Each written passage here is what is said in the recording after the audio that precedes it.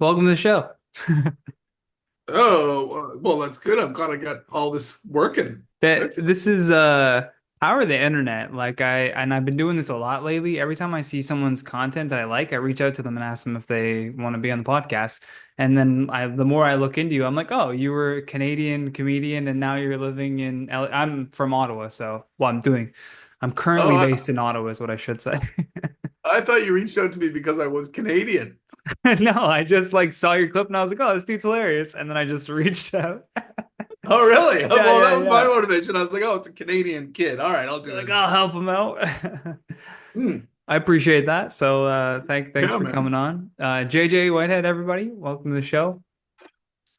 Yeah. Insert applause sound. Uh Woohoo! where did you start comedy in Canada? I did not You did start not. comedy. Oh, okay. I started comedy in Scotland. In Oh. Scotland. Yeah, I was backpacking in Scotland, and it was like my fourth day in town, staying at the hostel, and me and everybody else that was staying at the hostel, we all went to the comedy show at the Stand Comedy Club in Edinburgh, Scotland. And I didn't have my buddy who was supposed to be backpacking with me stayed back in Nova Scotia, stayed home in Canada. Canada, To Scotland. what's that? I said Canada, Scotland. Yes, our Scotland. I mean, the hills do match, the rolling hills. But basically, I was on my own because I went without him, and I'm with these new friends, from around the world. We're at the comedy club, and the hostess for the night said if anybody's interested in trying this, they could come down. And I took full advantage of not having any close friends around me and nobody who could report home what I was doing, and I jumped on stage, which I is it's pretty much what I had dreamt about since I was a kid. Wow.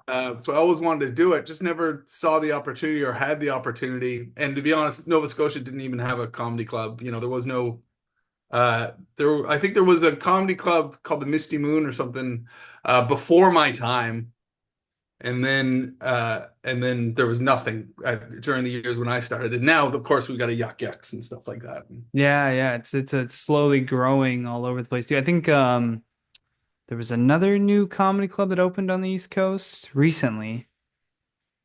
It might Well, have the been nice a thing about this day and age is I think comedy clubs are happening more and more. People have just figured out the simple system and the mic and lighting and sound. So I see them popping up more and more. Whereas even 20 years ago, I guess is a long time now, but to go back to the start of things for me, comedy was a very risky venture, and you had to be very on brand with a comedy club, and it was all about the right. brand of your club and who you were booking and all that kind of stuff.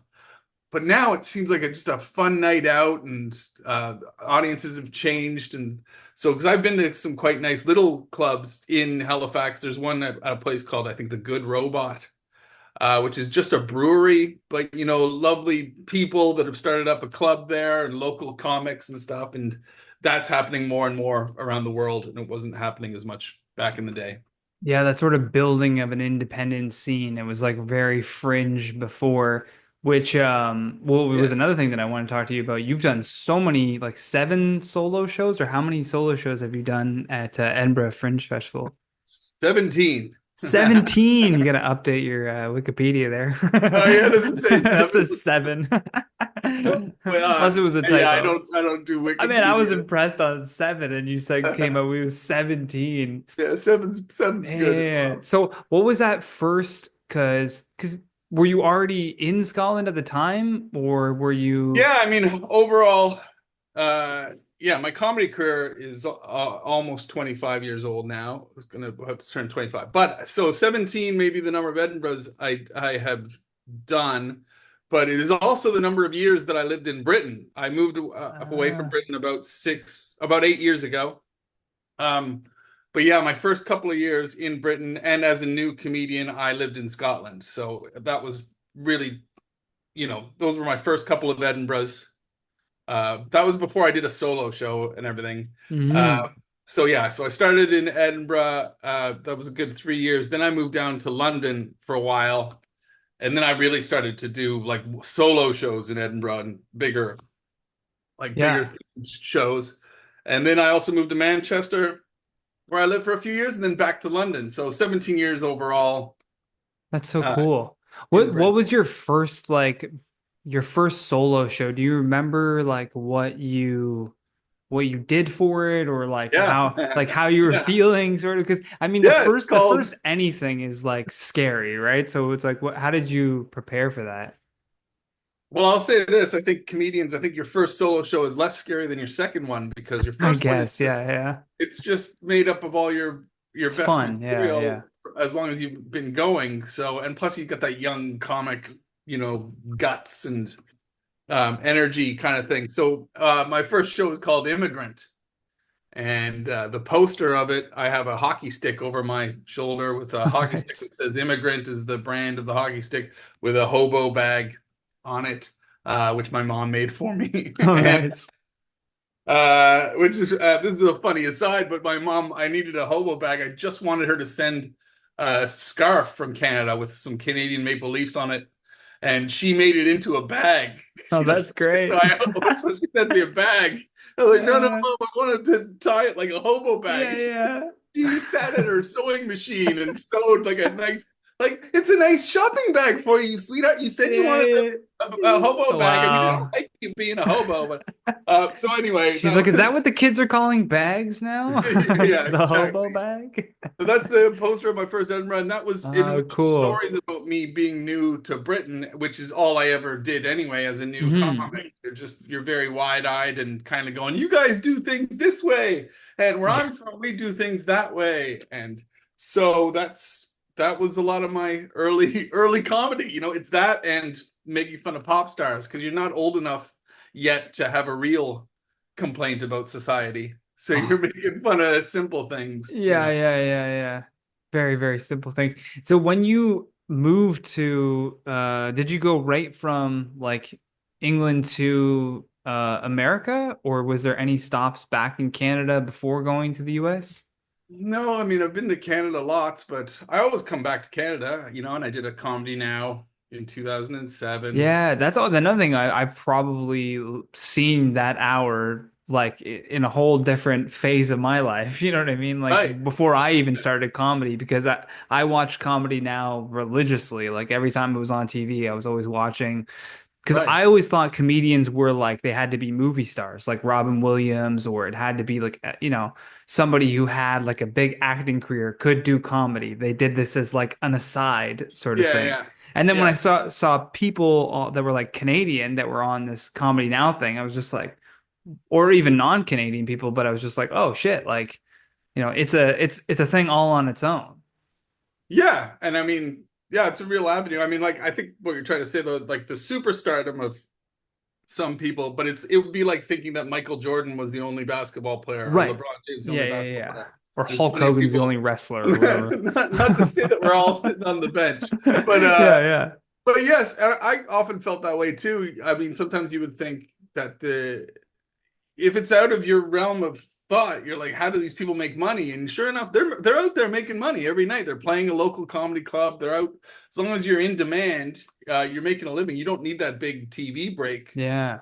anything like that. But the comedy now, I mean, that was a huge opportunity. I was based in Britain when I managed to get it, but same thing as you, it was so important to me because I grew up in Canada and I grew up on Canadian comedy and watching comedy at Club 54 and early comedy nows and stuff like that. And so I knew as soon as I was a pro, I was like, I want this. I want Canada to know who I am and everything. So that's how I got that special. And I came back from Britain for that. So it was a pretty, pivotal thing. And it's on the air all the time. Anyway, Yeah. I saw it after the New Year's ball drop like 3 years ago. I was home for Christmas They're and just playing your special on a they just loop. played it. I was like, yeah, You're like, am I getting paid for this? I've never seen a penny of it since. Oh But God. yeah, to your original question, 8 years ago, I went direct. I mean, I moved from London to Los Angeles. So Okay. so that is what I would Yeah. call my That's home. So great. I've never been based in Canada. I've been to Canada lots. And even when I did the comedy now, But you haven't like implanted yourself in a scene and like, when I did the comedy now, I stayed at my buddy Clark. Shout out to Clark. I stayed at his place in Toronto for like the summer before when I was trying to get the Comedy Now. So I came over and I Mm. did the Toronto Fringe. Toronto Fringe, I did some clubs and stuff, and I just hounded the Comedy Now people. I was like, look at me, look at me. And then by the end of that summer, they were like, okay, we'll give you a Comedy Now. So then I went back to Britain and came back for the special. Wow. So yeah, but other than that, I've never been officially, like I was just in Canada again. I just was in Ottawa and Toronto, stayed on my buddy. Well, he's got a spare room now. I stayed in his spare room. Moving on up. Uh, but yeah, not since I left Nova Scotia when I was a kid, Ah, did I ever reside in Canada again. I've stayed Canadian. I'm like a time capsule, yeah. Still got Did the you, hairdo and everything from the 90s. because you sort of started and grew like a lot of your early development, like the first 10 years of a comedian were in that you know, you can say they do it a different, like in England they perform comedy. A joke's a joke and everything's funny, but like audiences are different too. Did you find like that you had to make much of a pivot from the way you were doing things there versus when you came to the US? I did actually have to. You learn a couple small things. Britain loves you if you suck. The British people, and if you have an They love a ability, good bomb, like well, or no, they don't want you to suck at comedy, but sucking at life. Sucking at okay, I life is a gotcha. great thing, and Right. like I'm shit, and you're shit. Let's all be shit here together, and I'll tell you how I was shit. And the British, they see into that, and they see through it if you're full of shit, and they laugh along with that. And I think I did kind of learn. You can call it sarcasm if you want to simplify it, but I learned when I came to America that sometimes audiences, you can feel a whole room. Now this isn't every audience. Every room is Sure. different. There's comedy savvy audiences, but I did notice that frequently in America, and especially around town here in LA, when you start to be self-deprecating and you start to talk about how shit you are, instead of laughing along, sometimes Americans are like, "Oh no, oh he's really hard on himself. Oh, oh the poor guy, like, oh my Yeah, God, yeah. maybe this job isn't for him if he's been knocked down a peg or two by that incident buying bread at a bakery, then Yeah, maybe yeah. and I did find myself on stage going, holy shit, you guys are you're supposed to relate to this because you're not fucking perfect either, kind of thing. Right, right, right. But Where you they might laugh more at like overt confidence. Well, I hate to say that, but Yeah. I call it me and my friend, we call Yeah. it hero comedy. Yeah, yeah, Hero yeah. comedy is more, now I'm not Here's it's the not problem with having a huge cock. yeah, it's not the dominant thing, but you can see it Yeah, yeah, right now. yeah. There was Right. just an election and stuff, and it shocks me to see any stand-up comedian on a certain side or I don't know, punching Right. down at society and stuff. But this confidence and this bravado, and I'm cool as shit, and this takedown hero comedy. It doesn't fly in other markets around the world, and Yeah. that's not to be said that you don't have to you can have a little bit of it in there. It's nice to sprinkle a little hero comedy Sure. in with your self-deprecation and being a loser and all that kind of stuff that's really funny. But you only see a full, I don't know, a full character built around hero comedy here in the States, I would say. Yeah, yeah, yeah. No, that's true. Like people build careers off of just that high energy hero comedy. Yeah, shoulders back, be awesome. And the audience is It's a looking on great for a like, shirt. you're awesome. Yeah, yeah, yeah. Shoulders Yeah. back, be awesome. So, American yeah. flag on the back. Yeah, they'll take you down in America, like in Britain. They'll take you down for it. Like one good example is in Britain, you don't do intros, right? If somebody says that they want an intro with their credits, often the MC, the compere will just be like, no. And because a good intro in Britain is like, here's this guy, this is his name, have fun, right? Yeah. And the He's audience, getting on. It's almost like the fact that someone's getting on stage is like that's enough credibility that you need. Like this guy's willing to get up here and tell you jokes. Like there's well, his sometimes credibility. you still gotta be good, but I'm just saying in Sure, but America, yeah, it the speaks for psychology. itself. Yeah, there's more of a psychology here that where they're like, can you list my credits? Can you tell them that I wrote the Jim Jefferies Show and that I was in this commercial and I did that. And I think that helps. I think they psychologically think that makes the audience then confident, and then the comic can come on and that's right. Yeah. I've done shit. Whereas, I Right. mean, if you like some of the most famous comedians in Britain, like if you look up a guy called Jack D, he's just miserable. He comes on and like just things suck. And the Uh, closest Americans have got to Jeremy Hotz I does was it. just gonna say Jeremy Hotz is the the OG of that That's the nailing closest. miserable comedy. Yeah. Like he But must yeah, clean up in England. yeah, he probably would. It It probably would would have superstar Cruzella at the O2 Arena be like, yeah, the I'm bus is surprised. I don't know if he shit. tours there often, but yeah, they would probably absolutely love him. Oh God, I could cold DM him. He's not gonna see it, but So yeah, uh that's it. But yeah. that's one of the core differences. You know, I feel like comedy's evolving as well since I did comedy, but I felt too that uh more of a show sometimes in Britain. But this could be the eras. I'm trying to figure this out myself because we're in a new era now where, and I think filming and framing things has changed. Everybody's Mm. style now is to stay quite stationary Yeah, you don't want to go out behind of a the 9 mic. by 16. So everybody's got a lot of face work going on, if anything, but Yeah. it's all there. And Or the I'm sitting tracking looking at some of my camera. older Oh, clips, and I'm crawling back and forth on stage, and I yeah, use the yeah, whole yeah. stage. On bigger stages too, I still use the whole stage. So things like that have changed. You know, there's a lot more identifiable, like quirky guys in Britain. I think wacky guys, wacky one-liner guys. Whereas in Uh, America, we had Geechee Guy or Stephen Wright, but they still looked quirky American. yeah. And then you go to Britain, you got this guy Milton Jones, and Milton Jones has crazy hair going everywhere, and he wears like really bad Christmas sweaters, and he comes out like he's all disheveled and doesn't know where he is. That's a Right. British.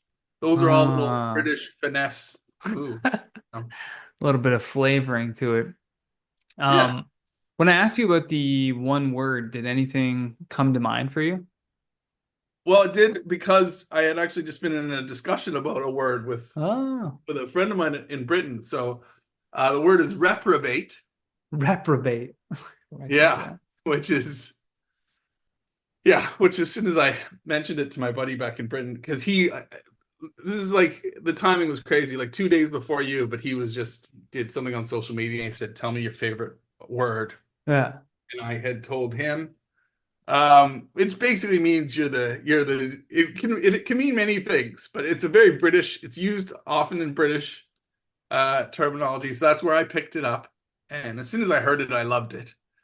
But it just means you're the dregs of society. You're a cast off, or you're just you're a piece of shit. Basically, I think you're drunk, you're down out, Right, right. you're a reprobate. And the great thing is in the British fashion, it can be used as a compliment, and that's what I will always love because a true reprobate is a piece of shit. But you can, like in the same way that there's many terms that British people are able to turn into nice. There's a four-letter word that starts Yeah, with a C. yeah, British, yeah. the British know how to Ah, use he's a that good as a one. compliment, Yeah, yeah, right? yeah, They can yeah. use that as a compliment. Well, same thing for reprobate. You can walk in and go, "Oh, here's my favorite reprobates," and it just Right. it probably means you're all going to get drunk together for the night. But it's just as useful as an affectionate term as it is for its classic meaning, I love which hearing new words.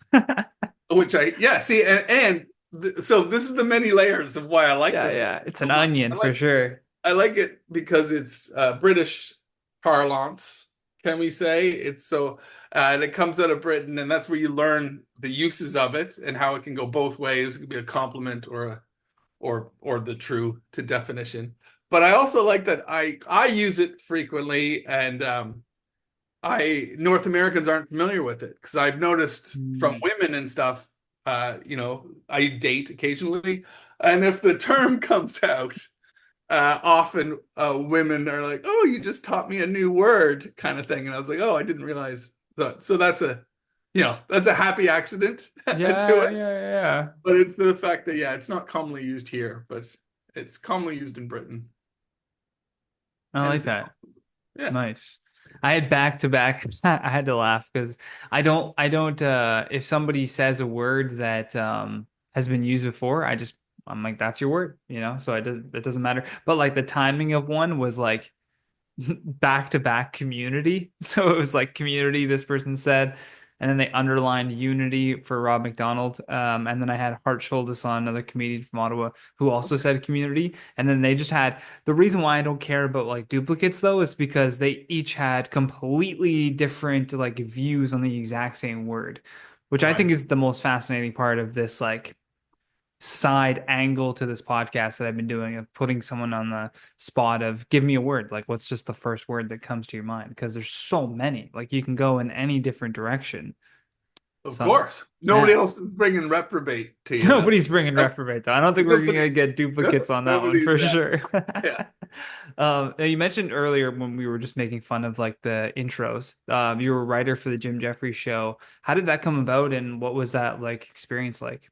I have, by the way, I have seen Americans visit Britain and die because of the intro thing, Oh yeah. because they want this big build up. And so even if the host agrees to tell them, so Yeah. and here's so and so, he wrote for David Letterman, he appeared on the Tonight Show, and he's got a Subway sandwich commercial or Right. whatever. Yeah. And they usually come out and the British are just like boo. You can feel the British audience give them nothing and then they just Right, take. right, right. So that's how you eventually learn. You just got to go out there and be funny. Right. But yeah, the Jim Jefferies show, it was great. 2016 to 2020, we were victims of the pandemic. Mm. Really, I feel like we were just getting started.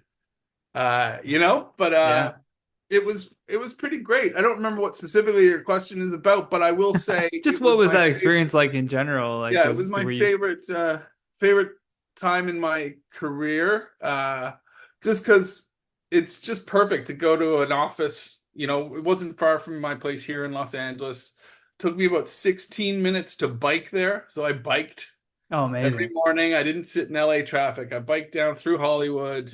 I would just bike. It was like a dream come true. After doing Yeah. shtick for 20 years, all of a sudden I had this writing job where I would just go and not. And my first love is stand up comedy, but that was the benefit is that this is a showcase town, Los Angeles. You don't get paid a lot to do stand up, so we're all here for that extra thing, and this was that extra thing. This is the thing that we exist for as comedians. If you're not going to be an actor or something, but we want to do something, Right.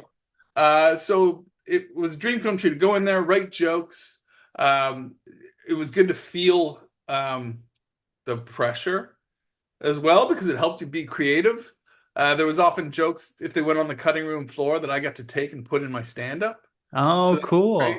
Yeah, in fact, that just happened to me today. I had a packet here that I was writing, and the topic that I was writing about, I was actually writing about healthcare, but I was doing a packet for somebody, and I wrote a joke that I'm going to use this weekend. I was like, oh, it Nice. came to me, and it only came to me because of the pressure of writing for to a deadline or for a reason for.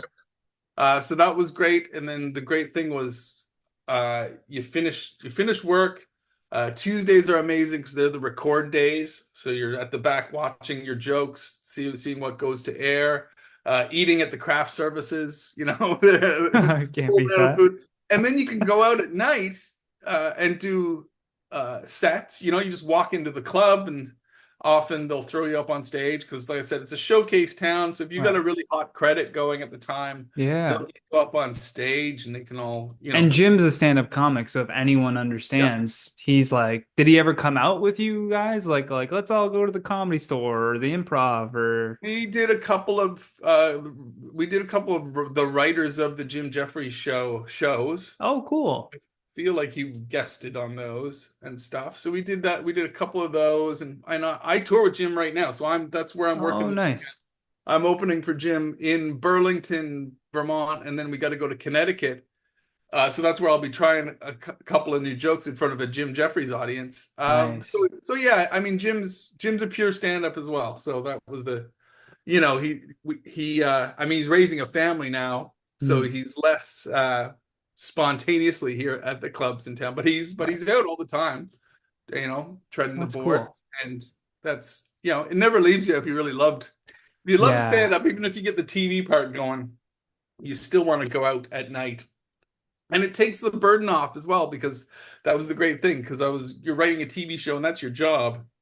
All of a sudden, it doesn't matter if the club owners and the bookers are patronizing you by getting you to perform for $5 Right. or for free or It makes that whatever. stuff easier. Yeah, yeah, Yeah, because I mean, that shit drives me nuts. And that shit, it's not just in LA, even though LA is probably the only legitimate showcase town, but they do it everywhere. They do London, England for years. You know, when a promoter is undercutting you or a booker, and they're like, "But you could get seen. You never know who's going to get seen." We had so and so from you yeah, know yeah. Bullshit. from this show down last week or whatever. Yeah, yeah. So they always use that to get you on stage. And we got nothing, other than saying no. We really don't have any negotiating, uh, you Right. know, foot to stand on, because they'll just get another comic anyway. So Yeah, sure, yeah.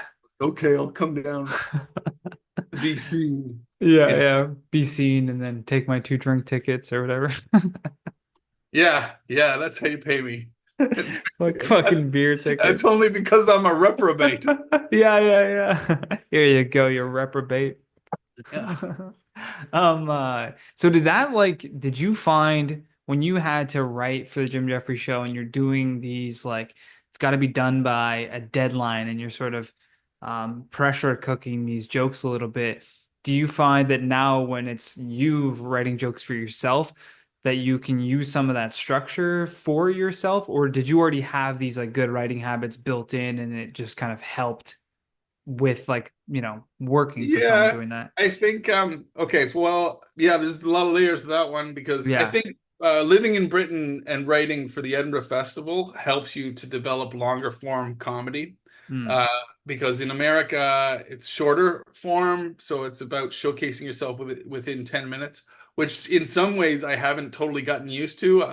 Even though I've been here for a while now, even when I open for Jim, I still like to churn out my quick jokes, my quick like hype them up jokes, even Right. though in the back of my head I'm like, I want to move on from these. But doing 20 minutes in front of a powerhouse like Jim Jefferies isn't really time for me to do my long form spiel about the healthcare industry or anything like that. You learn longer form in America. Once you come here, you've got to shorten things up, get to the point, and I would say you start to learn, yeah, well, I guess that's really it. You start to learn to be more concise and get the ideas out faster, because in Britain, you're trained more to deliver a full spine, a full 1 hour show around a Mm. theme and stuff like that. And then writing for the Jim Jefferies show was an even another level, because you have to have structure and you have to have that commitment to it. It builds a discipline in you, but same thing. If a joke goes on the cutting room floor, you can take it and Yeah. run it yourself as your baby. So that's how that helps you in the discipline. Yeah, that's super That made helpful that sense. you If were that was able to even an answer take. to your question. No, no, no, that's perfect. Like you definitely answered that like while you were in England working on these fringe hours, that's where you kind of had to build that writing habit. For me, it's always been a struggle. I tend to like write out a full bit when the idea comes to me versus like sitting down and working out that muscle of just writing in general, just trying to write something long form to maybe find something in that. I'm way more focused on, okay, well, let me like do stuff, let me live, and then try to write based on lived experience in that way versus like let me Yeah, look at what's happening in the news and try to write off of a news cycle that's going to change. yeah. Well, the best way to write news, in my opinion, which I learned from the Jim Jefferies show, is not to watch the news and try to write. It's to Mhm. have printouts of the news and try to write. Because as you read the news with your eyes, you will stumble on to misinterpretations of words or Mm. misunderstandings of things.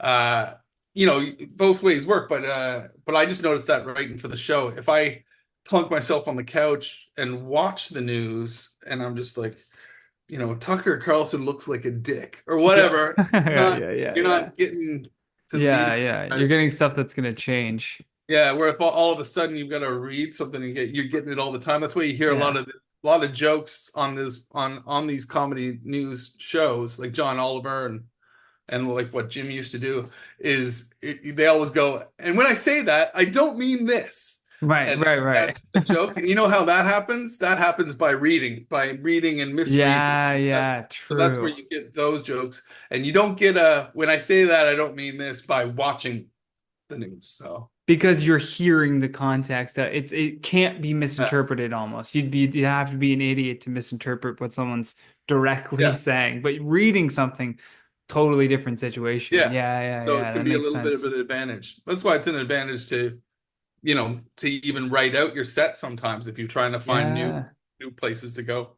Right. Yeah, there's this one bit that I wrote that I I love because I could just literally swap out the name anytime something like this happens because that's how prevalent it is in our culture today. First was like the Bud Light scandal where everybody was like with Dylan Mulvaney on the can. And Right. I was like, Republicans are going, they're pushing the gay agenda. And I was like, I don't know about you, but anytime I saw someone drinking a Bud Light, I was like, that dude's gay. And Yeah. now with like Jaguar doing the like new ad campaign, I could just literally swap out Bud Light for Jaguar and the joke still hits. Right. Anytime I saw someone driving a I don't Jaguar, know I was what like, that dude's Jaguar is, gay. but No, you don't know the car brand Jaguar? oh, okay, the car brand. I thought it was Yeah. also a drink. I'm like, what is No, this? no, It's like no. Red What Bull is on this new? steroids. Yeah. That'd be great. Jaguar energy drink. No, but Yeah. Jaguar, the car company, put out this ad for like their new this new release that they were going to do. They were going to do this big new car, and it was like something from the future, and their whole tagline was like copy nothing, and the ad didn't have a car in it. It was like just a bunch of people with like colorful clothing on that were like Right. just Yeah. posing like it was like a model runway show. And like to an extent, a lot of commercials are just like that. Like you'll see two squirrels playing, and then it'll just be like Geico. And you're Yeah. like, Yeah. oh, okay, all Yeah. right. Well, I don't know what the fuck you're selling to me. And so everyone was just like, so what the hell is this? Like just dudes Right. in dresses and it was like all pink and rocks and stuff. Like it's pretty funny. And then it just said Jaguar. And it just said Jaguar, copy nothing. And you're like, you certainly copied nothing. Whatever works. Yeah.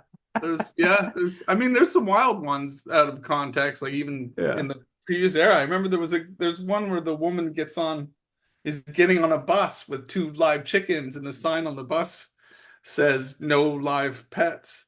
And the bus driver was pointing at, and then you just hear and then she's Oh like yeah. two dead chickens and gets on the bus, and then I think it goes pot noodle or something or whatever it's and I'm like, yeah, that it was just a Uh, yeah. funny 10-second set piece, and then yeah, Oh use whatever brand shit. you want. Yeah, there was a bunch of like there was like some eyewear company in England that did these like amazing ads where like this guy was like standing like looking over a counter or something in his kitchen and he was just like, I've lost my wife. And then she's like, I'm over here. And it was just like Specsavers. Like it Ah, was just like stupid shit like that. Or like he was like trying to yeah, talk to somebody and just funny, like literally 10-second ads that are just perfect. As a yeah. comedian too, I don't know if you appreciate like funny advertisements like that too, because I'm like, there's probably a comic behind a lot of these ads because Oh the yeah, the most memorable things are the things that make you laugh. yeah, 100%. Oh, Uh, I think it's a great thing to be able to write whatever short commercials and stuff, sketches. be corporate. Um, have you had do you have like a like a favorite, well, I don't want to say favorite, but like best like bomb story? Ha! Just like just eating it on stage and what did you learn? Yeah, every bombing story is mediocre at best because it's really just not getting along well with the audience because I came out way too you drunk. put your foot in it or something. But Yeah.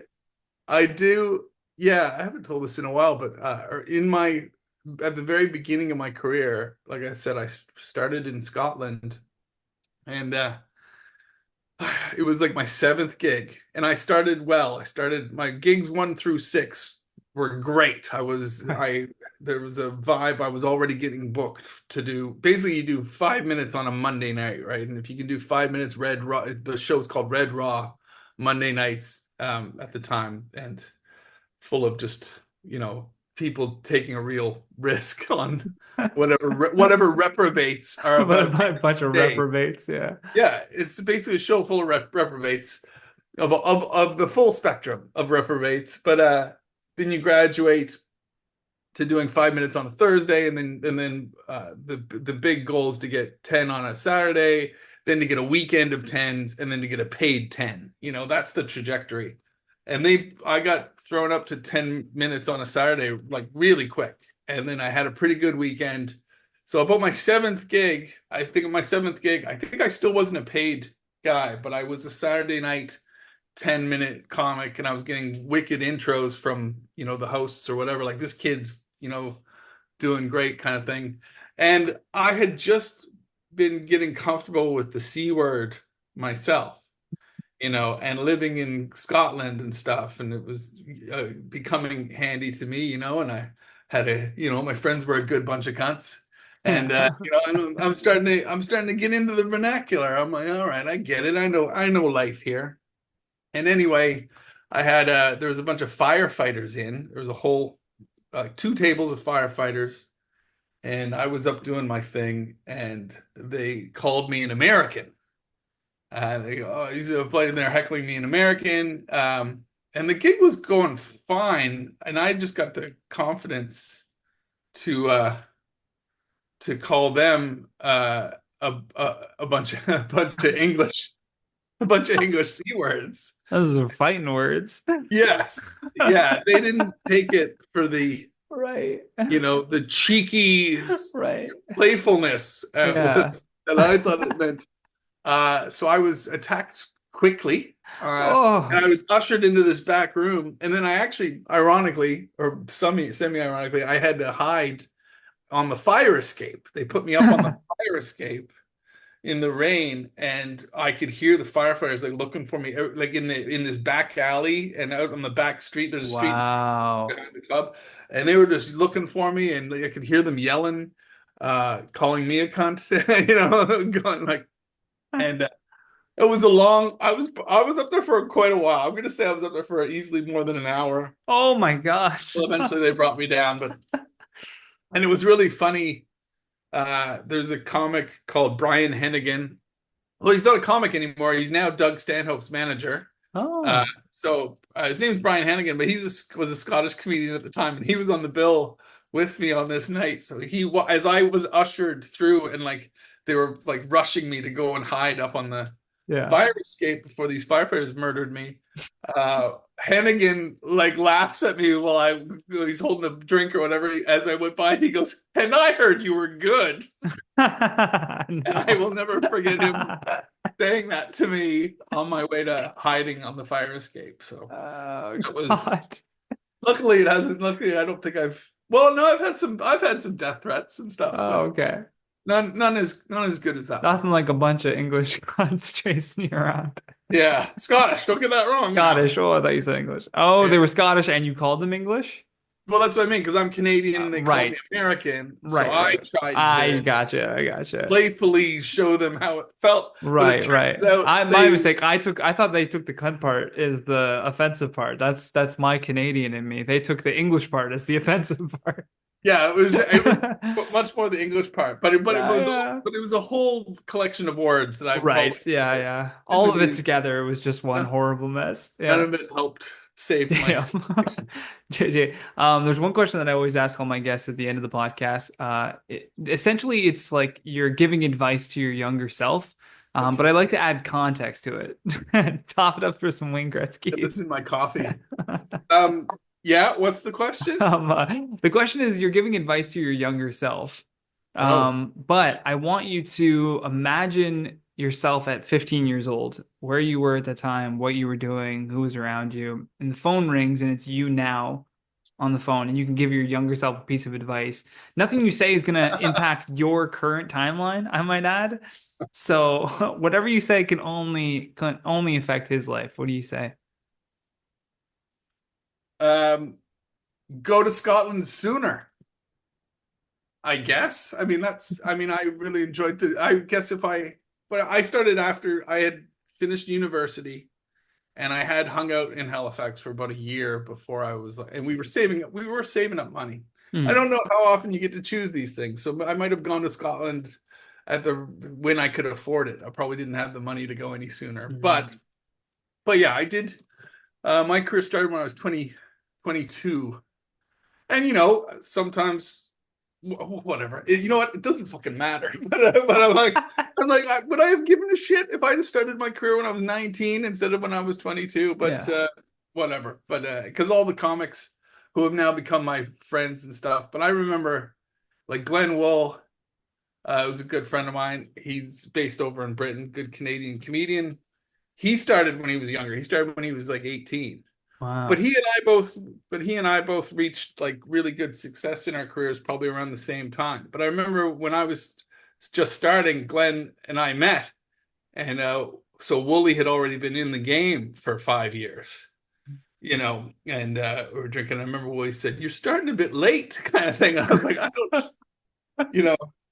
So yeah, whatever. It's all the stand-up comedy experience and opinions.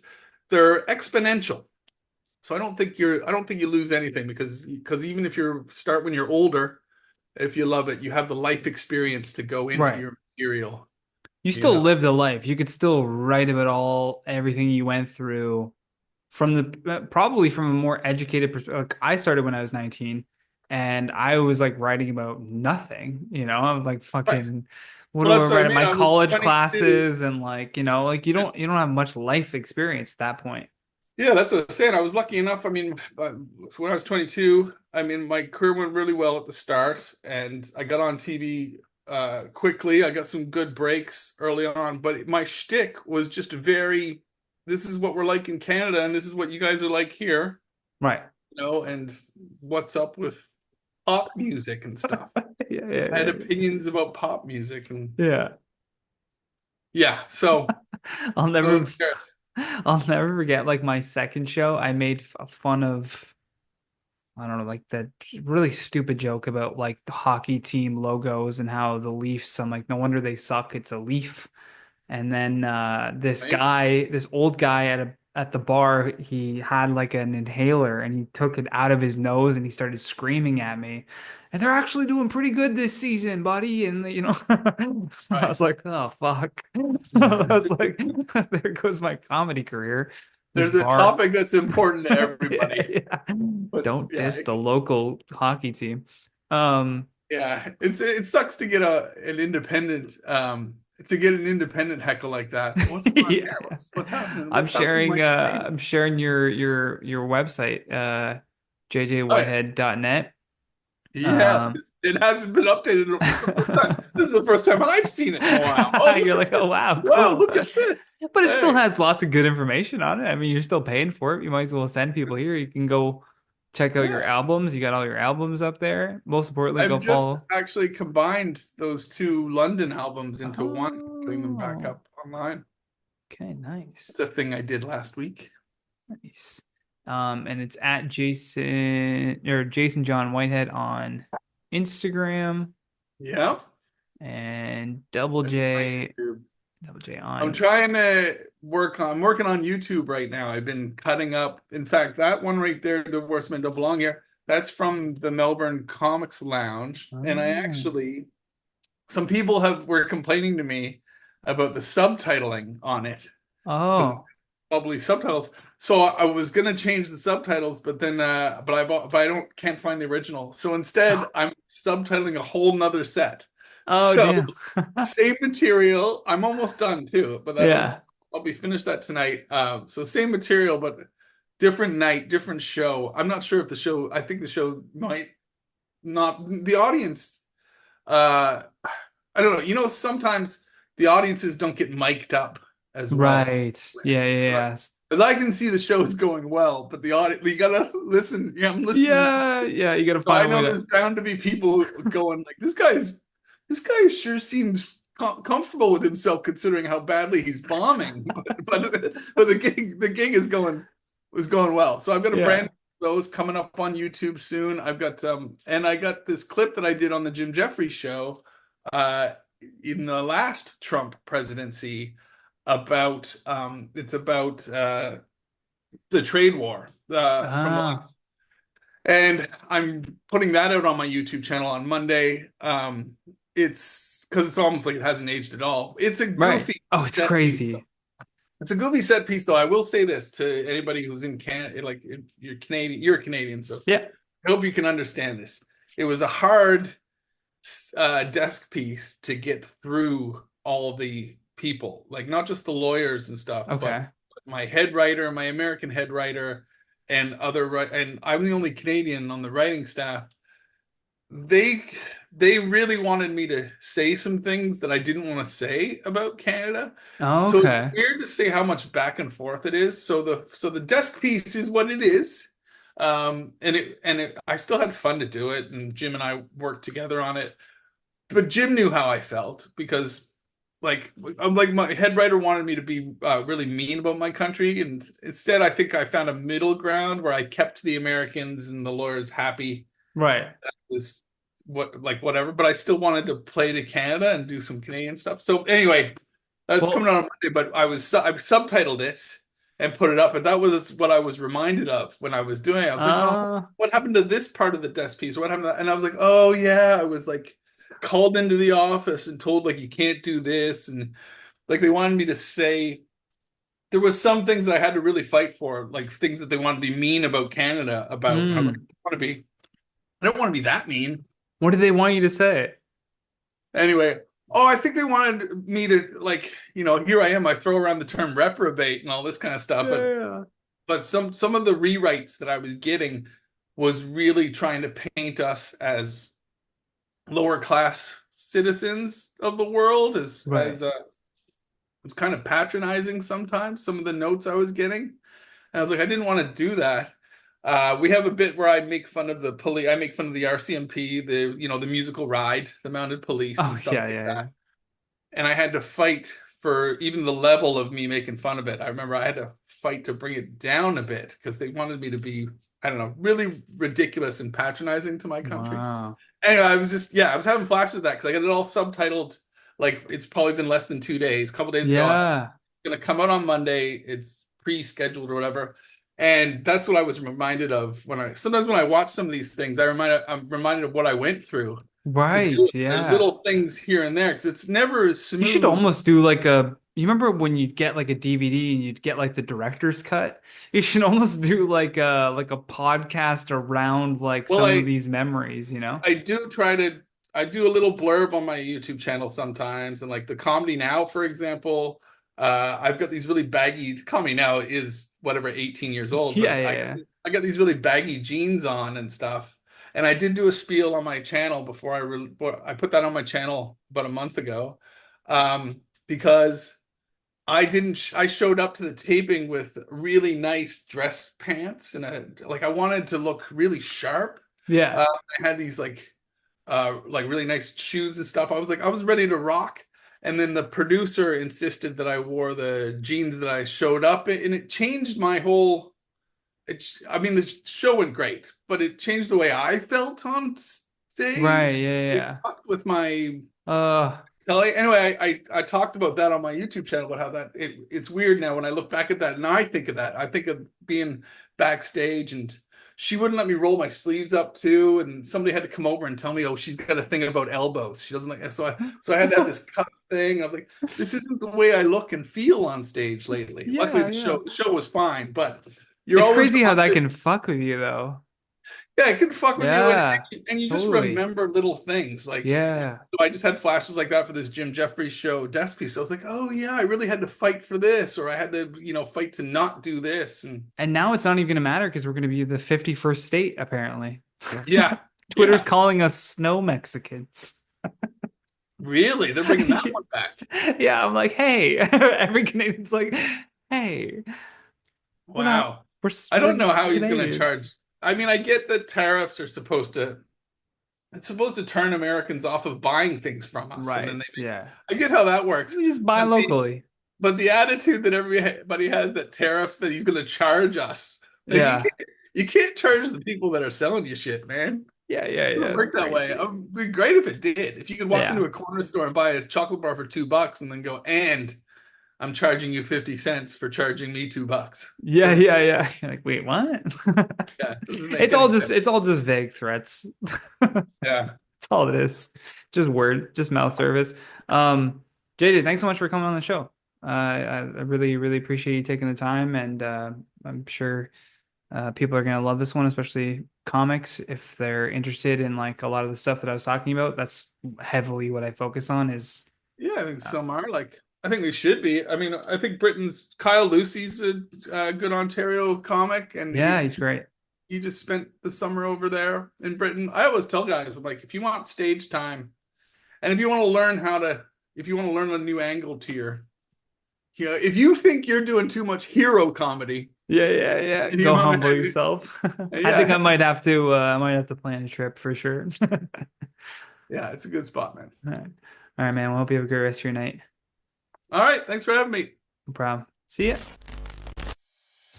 You've been listening to The Johnny Rogers Show. New episodes air every Friday at 8 p.m. Eastern Standard Time.